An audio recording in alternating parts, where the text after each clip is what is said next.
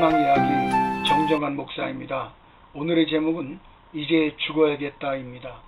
이래전자 정문식 사장은 월세 10만원, 5평짜리 반지하 단칸방에서 시작 14년 만에 5,800평의 부지 위에 연매출 1,400억 원의 중견기업을 일궈냈습니다.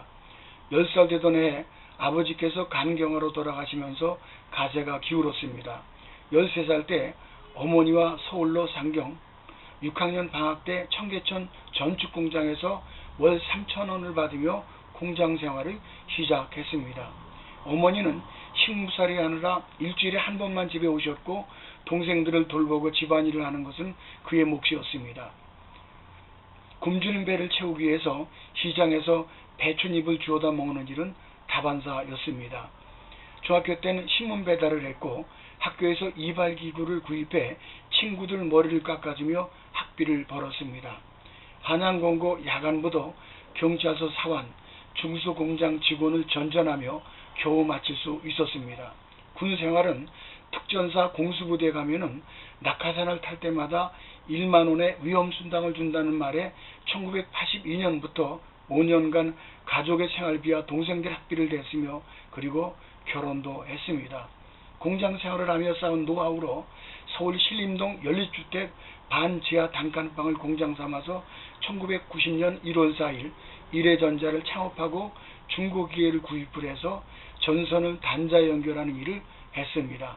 이때 구리선 부스러기가 방바닥에 기어다니는 남매의 살갗을 파고들어 안되겠다 싶어 월세 지하 5평 창고를 공장으로 개조해서 부부가 밤늦도록 일했지만 1억 원의 빚만 지고 문을 닫게 되었습니다.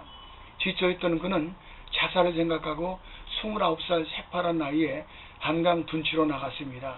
깊고 건푸른 강물을 물끄러미 바라보는데 아내와 두 자녀 얼굴이 스쳐 지나갔고 강물에 비친 모습이 너무 초라했습니다.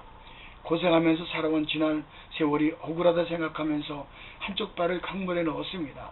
이제 죽어야겠다. 그는 순간 자동차 소리가 빵하고 났습니다. 돌아보니 교인들끼리 반갑게 인사를 주고받더라 합니다. 이때 정신이 들면서 강문에서 발을 뺀 후 주님이 살아계시구나 하며 그 길로 교회를 찾아갔는데 마침 금요 철야 기도 시간이었습니다. 그는 지푸라기도 잡고 싶은 심정으로 울며 기도를 드렸습니다. 하나님, 제가 어려서 교회를 다녔지만 지금까지 예수님과 함께 동행하지 아니하고 혼자 노력해서 살겠다고 하다 그만 망했습니다. 다시 한번은 기회를 주옵소서. 그런데 기도하는 가운데 내가 강에 빠져 죽을 용기가 있으면 죽을 용기를 가지고 한번 살아봐라. 그런 생각이 들자 새우잠을 자면서 재도전을 시작했는데 이때부터 일이 풀리기 시작한 것입니다. 유대인 속담에 실패는 인생의 마지막 학교다라는 말이 있습니다. 이 뜻은 실패는 언제나 그 속에 성공을 포함하고 있음으로 말미암아 믿음의 사람들은 두려워하지 않고 다시 일어설 용기를 얻는다는 것입니다. 사랑하는 이들이여, 오늘은 정문식 사장이 창업한 이래전자의 뜻을 살펴보겠습니다. 이래의 뜻에 성경은 그 배경으로 한 것을 보면은 창세기 22장 14절에 보면 여호와 이래로 하나님의 산에서 준비하시다라는 뜻입니다. 아브라함이 100세에 낳은 아들 이삭을 하나님께 드리라는 명령을 받습니다. 이때 그의 순종을 보시고 양을 준비해 놓으셨고 그래서 이제 내가 나를 경외하는 줄 알았다 하셨습니다. 신앙 교훈은 이렇습니다. 첫째는 하나님을 경외함입니다. 하나님보다 더 앞서는 것에 대해서 시험을 극복해야 합니다. 자식이든 시간이든 물질이든 먼저 그의 나라와 그의 의를 찾는 순종이 있어야 합니다. 그는 처음에 신앙생활에 실패했지만 후에 하나님을 잘 섬겼습니다. 둘째는 하나님의 산에서 준비되는 것입니다. 하나님의 산이란 교회를 의미합니다. 교회의 십자가는 하나님께서 아들 예수 그리스도를 죽게 하사 믿는 자를 용서해 주시는 것을 상징하고 후에 예수님은 부활하게 하셨습니다.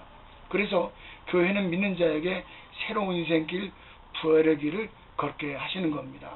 하나님께서 아들 예수 그리스도를 준비하신 것처럼 우리 인생의 앞길도 준비한 사실을 꼭 믿으시길 바랍니다.